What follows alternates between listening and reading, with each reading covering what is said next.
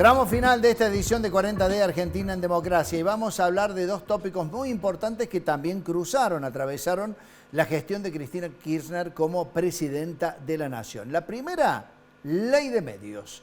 Y cuando hablamos de medios, Ignacio, vos estás también muy relacionado a los medios de comunicación. ¿Cómo viviste vos el tratamiento y la imposición del tema? Digo, lanzar el debate para que exista una agenda totalmente distinta que incluyera sectores que no estaban precisamente representados dentro de los medios de comunicación. Bueno, fue un momento muy controversial, ¿no?, del gobierno de Cristina.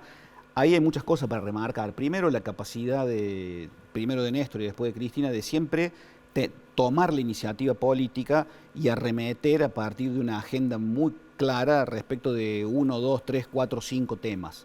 Después de los temas que hemos venido apuntando, la ley de medios fue otro hito y tenía que ver, por una parte, con una cuestión de democratizar los medios a partir de un escenario de concentración mediática, ¿no?, que continúa, democratizar los medios, pero también politizar la discusión e ir contra el grupo Clarín, ¿no? O sea, aquel eslogan que Guillermo Moreno... La famosa historia de Clarín miente. Clarín miente, ¿no? Guillermo Moreno, y ese eslogan que todavía hoy tiene cierta vitalidad, y la escogencia de un rival político o un adversario, en este caso el líder del grupo Clarín, Héctor Manieto, quien, por cierto, en el gobierno de Néstor tenía un trato bastante cordial con Alberto Fernández, jefe de gabinete, con Néstor Kirchner, presidente, pero después fue moviéndose cuando en el medio pasaron cosas, ¿no? Sí, decía Marcos Peña. Hubo una ruptura. Hubo una ruptura, claramente, pasaron cosas, igual que con el campo, ¿no? Sí.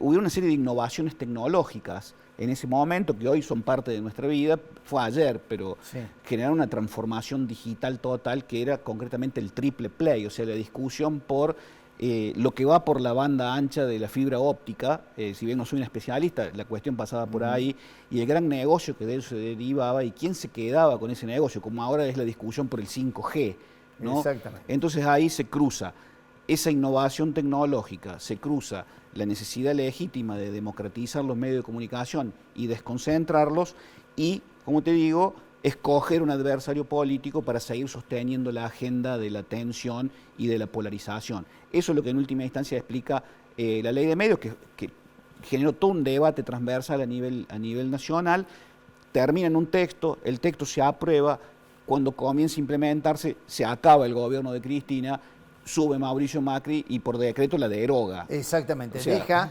prácticamente a los argentinos y a los medios sin ley de medios, ¿no? Sin ley de medios, exactamente, eso fue lo que finalmente pasó.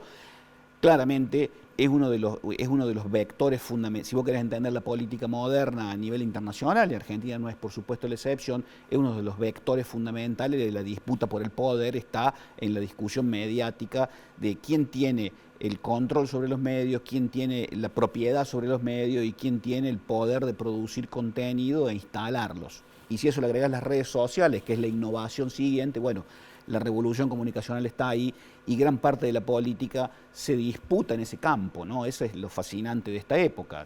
Bueno, la victoria de Milei se explica por muchos motivos, o la derrota de Massa también se explica por muchos motivos, pero nadie puede soslayar la habilidad del comando de campaña de Milei en términos comunicacionales y la utilización de redes y medios, etcétera, etcétera.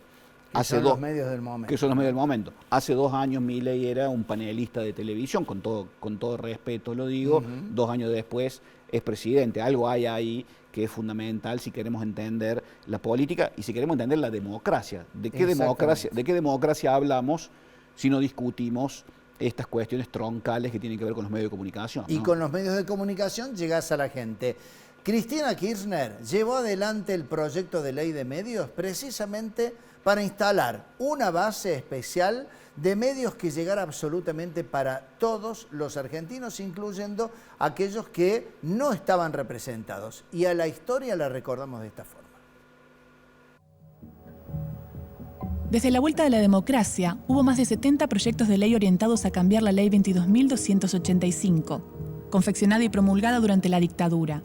Ninguno de ellos alcanzó siquiera el estado parlamentario. Muchos años después, la Ley de Servicios de Comunicación Audiovisual vino a reemplazarla para regular el funcionamiento de los medios con el objetivo de desconcentrar el sistema y promover la pluralidad de contenidos. La coalición elaboró una lista de 21 puntos básicos por el derecho a la comunicación, que en líneas generales señala la necesidad de una ley que garantice una radiodifusión plural y diversa. Ante un mapa de medios fuertemente concentrado y monopolizado, la iniciativa propuso un nuevo paradigma: entender la comunicación como un derecho de las audiencias, pensado por fuera de las reglas del mercado. Durante los primeros meses de su presidencia, Cristina Fernández tomó esos puntos como ejes para la elaboración de una nueva ley de servicios de comunicación audiovisual.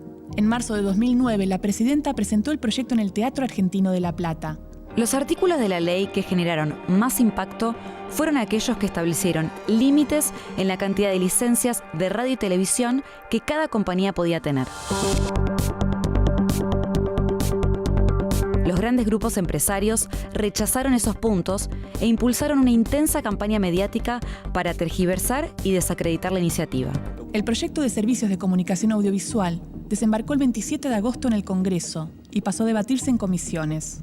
Una vez en el Congreso, el 17 de septiembre de 2009, el proyecto obtuvo media sanción en diputados. Fueron 147 votos a favor, 4 en contra y 1 abstención. Finalmente, en la madrugada del 10 de octubre de 2009, luego de más de 14 horas de debate, la ley fue aprobada en el Senado por 44 votos contra 24. 44 votos afirmativos, 24 negativos.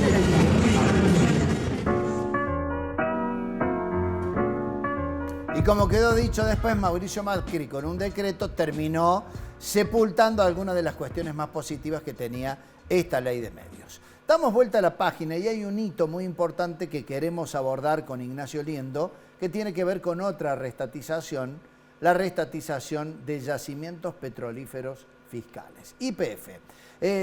Y en torno a eso, la movida que hace ajedrecística el kirchnerismo es tomar nuevamente la iniciativa e ir por aquello que significaba, por cierto, un patrimonio muy importante que también habíamos perdido, al menos en el paquete accionario la mayoría, vendiéndola a operadores extranjeros, ¿no? Bueno, como el caso de Aerolíneas, ¿no? Pero tal vez más crítico y más estratégico. Todos sabemos lo que representa en los últimos 150 años el petróleo, ¿no? Lo que representa como es la savia de la economía mundial, la savia de la industrialización y la savia de cualquier estrategia de desarrollo de cualquier país. Entonces, de manera pionera, Argentina, en el gobierno de Irigoyen, había fundado una compañía nacional que había sido pionera en el mundo y sobre todo en América Latina, y había tenido un desarrollo industrial y en términos de innovación muy valioso, que la había posicionado a nivel internacional de una manera notable. Era, al momento de las privatizaciones en el gobierno de Carlos Menem, la verdadera joya de la corona, que se termina privatizando también de manera controvertida, de manera vil, y había pasado a ser operada por actores privados y había comenzado, obviamente, también como en el caso de Aerolíneas, aunque ahí la vaca era bastante más grande, sí, había comenzado a vaciarse sistemáticamente. Entonces, como vos decís, lo que hace Cristina es retomar la iniciativa política, intentando recuperar ya no toda la compañía, sino el paquete accionario mayoritario, y eso lo convierte en una política de Estado que continúa hasta el presente, en que se vuelve a hablar de privatización como propuesta de campaña de Javier Milei. En el medio también el claro oscuro, como vos muy bien estás planteando en este ciclo, Julio, y el claro oscuro es que, claro, lo que había ocurrido en la década del 90 es que la empresa comienza a operar en la Bolsa de Nueva York. Sí. Entonces hay toda una serie de regulaciones internacionales de la Comisión de Valores de Estados Unidos, de la SEC, que implica una serie de límites, una serie de constricciones para mover, y ahí hay una serie de fallas en esa privatización que hacen que después accionistas habilita los juicios, ¿no? Que claro, nos acompañan hasta el presente. Casualmente en la campaña aparece ahora de nuevo esta cuestión, hay otro juicio, una nueva demanda que ahora tendrá que dar cuenta este nuevo gobierno. Es un tema que no está resuelto. No obstante ello, YPF es una compañía que siguió creciendo, siendo pública, o al menos en su paquete accionario mayoritario, en su gestión, siendo pública, y ha seguido creciendo, ha seguido innovando, ha ido hacia YPF Agro, hacia YPF Litio, Sí, hay y sin número vaca de... muerta, ¿no? Bueno, ese es el punto, pero quiero que repasemos el tape con el que nuestro equipo de producción recuerda este hito importante del gobierno de Cristina Kirchner y vamos después para las conclusiones finales sobre este tópico. Esta es la manera en que recordamos en nuestro archivo la reestatización de yacimientos petrolíferos fiscales. Hace 90 años, el general Enrique Mosconi enfrentaba a los trusts petroleros y asumía la dirección de yacimientos petrolíferos fiscales. Argentina se convertía en la primera nación de Latinoamérica y modelo para la región en el control de los hidrocarburos. A partir de 1916, la política energética cambia de paradigma. Fue recién en el segundo mandato cuando se crea YPF.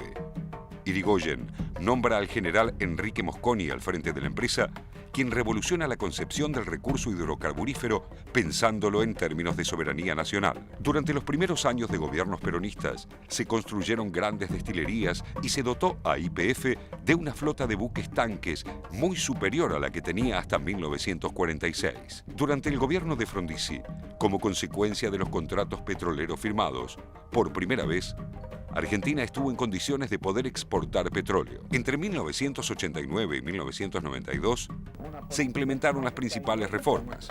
La primera, el cambio de tipo societario de la compañía, que de sociedad del Estado se convirtió en una sociedad anónima. En 1999 culmina la privatización al venderse el último porcentaje de acciones estatales y provinciales a la española Repsol. El 16 de abril de 2012, la presidenta Cristina Fernández de Kirchner anuncia el proyecto de expropiación del 51% de las acciones de Repsol en YPF. 207 diputados votaron a favor de este proyecto que recupera para el Estado Nacional el 51% de las acciones de YPF que estaban en manos de la petrolera española Repsol. Un poco el resumen de lo que habías dicho, Ignacio Liendo. Queremos agradecerte por tu presencia en el programa. Ha sido de mucho valor para nosotros para que pudiéramos recordar estos hitos, estos claroscuros que tuvo el gobierno de Cristina Fernández de Kirchner, con algunas muy buenas, con otras no tan buenas, pero haciendo, por supuesto, importante el repaso en lo que significa la historia reciente de la democracia argentina. Así que, Ignacio, muchísimas gracias, muy amable, ¿eh? Gracias a vos, Julio. Bueno, siempre es fascinante la política argentina, contingente, y siempre nos trae sorpresas a la vuelta de la esquina. Así que, bueno, hay que estar muy atentos y seguir mirando su evolución. Muchísimas gracias. Gracias a vos. Ignacio Liendo nos acompañó esta noche. Nosotros vamos a la última pausa y ya volvemos para el final.